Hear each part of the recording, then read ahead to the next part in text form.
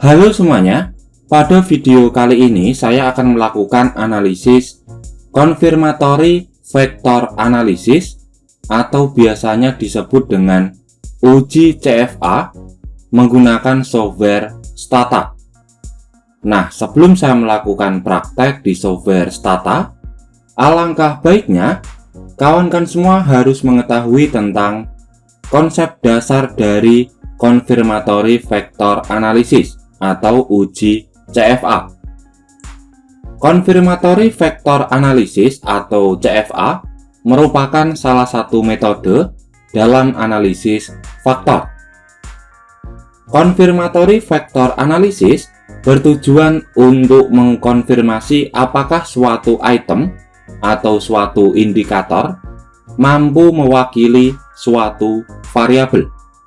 Nah, analisis faktor konfirmatori atau uji CFA digunakan untuk menguji kecocokan antara model faktor yang diusulkan dengan data empiris yang sudah dikumpulkan. Nah, setelah kita mengetahui tentang konsep dasar dari uji CFA, selanjutnya kawan-kawan semua bisa fokus di software Stata. Nah, di sini saya menggunakan Stata versi 17. Langkah awal yang perlu kita lakukan yaitu melakukan import data. Caranya, kita bisa pilih file, selanjutnya pilih import, lalu pilih Excel spreadsheet. Nah, di sini pilih browse. Untuk nama filenya yaitu data analysis faktor CFA. Pilih open. Selanjutnya kita checklist import first row as variable name, lalu pilih OK. Nah, untuk melihat data yang sudah masuk ke dalam software Stata, kita bisa pilih ini, data editor edit. Nah, di sini datanya sudah masuk ya. Dalam data ini ada 3 variabel yang saya gunakan, yaitu variabel X dengan 5 item, lalu ada variabel Z dengan 4 item, dan variabel Y dengan 3 item. Nah, dalam uji CFA, kita akan mengetahui apakah item-item yang digunakan tiap variabel mampu mengelompok dalam satu faktor atau tidak. Nah, maksudnya gini. Di sini kan untuk variabel Y ada 3 item. Nah, dalam uji CFA, kita akan mengetahui apakah 3 item ini akan mengelompok dalam satu faktor atau tidak. Apabila mengelompok dalam satu faktor, maka artinya 3 item ini mampu mewakili variabel Y. Nah, ini kita close dulu nggak apa-apa. Nah, selanjutnya kita akan melakukan analisis faktor konfirmatori atau uji CFA. Caranya, kita bisa pilih statistik, selanjutnya pilih multivariate analysis, lalu pilih factor and principal component analysis, dan yang terakhir pilih faktor analisis. Nah, di sini kita masukkan semua item ya. X1, X2, X3, X4, X5, Z1, Z2, Z3, Z4, lalu Y1, Y2, dan Y3. Selanjutnya, kita pilih model 2. Nah, di sini dalam uji CFA, kita pilih iterate principal factor. Lalu, di minimum value of agent value to be retained, kita checklist. Kita isikan angka 1. Nah, minimum value of agent value 1 ya. Lalu pilih OK.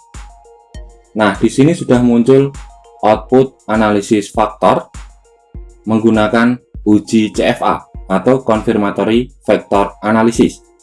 Nah, dalam output ini, kawan-kawan semua bisa fokus di tabel yang ini. Nah, di sini untuk faktor 1 berisikan ini ya, item dari variabel X1. Di sini nilai loading faktornya tinggi-tinggi di sini.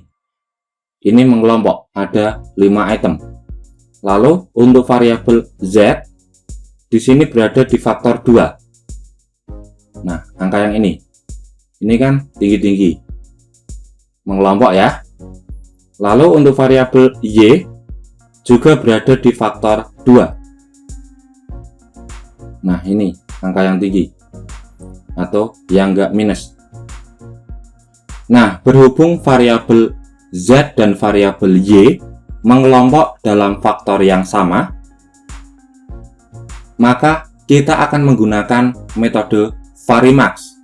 Tujuannya agar variabel Z dan variabel Y tidak mengelompok dalam satu faktor.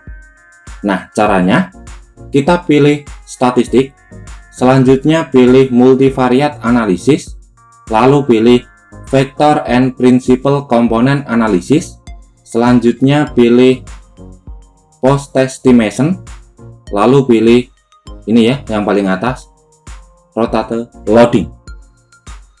Nah, ini secara default sudah Varimax ya.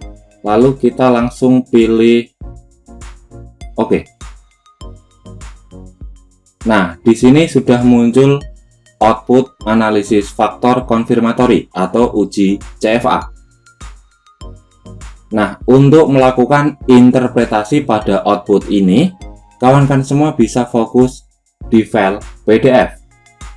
Nah, di sini ada analisis output stata untuk konfirmatori vektor analisis atau uji CFA. Diketahui, retained faktor yang diperoleh ada 3. Nah, yang ini ya. Artinya, ada 3 faktor yang terbentuk. Hal tersebut sesuai dengan variabel yang dianalisis, yaitu variabel X, variabel Y, dan variabel Z. Nah, selanjutnya, ini merupakan output loading faktor. Output ini cuma menjelaskan apakah suatu item mengelompok ke dalam suatu faktor berdasarkan nilai loading faktor. Nah, nilai loading faktor yang baik harus lebih besar dari 0,50. Itu berdasarkan N atau jumlah data sebanyak 120 data. Nah, acuannya di sini ya. Ini ada pedoman loading faktor untuk uji CFA berdasarkan HAIR. Untuk jumlah sampel atau jumlah data 120, maka acuan untuk nilai faktor loading atau loading faktor sebesar 0,50. Nah, data yang digunakan dalam video ini sebanyak 120 data. Maka acuannya untuk nilai loading faktor sebesar 0,50. Nah, nilai loading faktor yang baik harus lebih besar dari 0,50. Hasil di atas menjabarkan bahwa faktor 1 berisikan item dari variabel X. Nah, bisa dilihat nilai loading faktor untuk item di variabel X mengelompok dalam faktor 1. Ini ya, 0,9676 sampai 0,9236. Nah, nilai ini yang paling tinggi dibandingkan faktor-faktor lainnya. Sedangkan faktor 2 berisikan item dari variabel Z.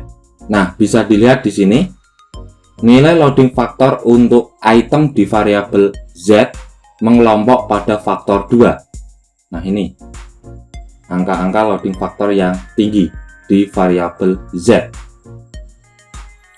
Dan faktor ketiga berisikan item dari variabel Y. Nah, yang ini ya. Item dari variabel Y mengelompok pada faktor 3. Nah, mungkin sampai di sini kawan-kawan semua muncul sebuah pertanyaan. Lalu gimana, Kak? Jika nilai loading faktor yang diperoleh lebih kecil dari pedoman loading faktor. Nah, apabila kawan-kawan semua mendapatkan kasus seperti itu, saran saya, item yang memiliki nilai loading faktor lebih kecil dari acuannya bisa dikeluarkan dari model. Nah, seperti itu ya. Nah, berhubung di dalam video ini nilai loading faktor tiap item di variabelnya ini mengelompok dalam satu faktor tertentu, maka asumsi dari uji CFA sudah terpenuhi. Ya, kurasa cukup sekian penjelasan dan cara praktek bagaimana melakukan analisis faktor konfirmatori atau uji CFA menggunakan software Stata. Ya, saya akhiri. Selamat malam dan good luck.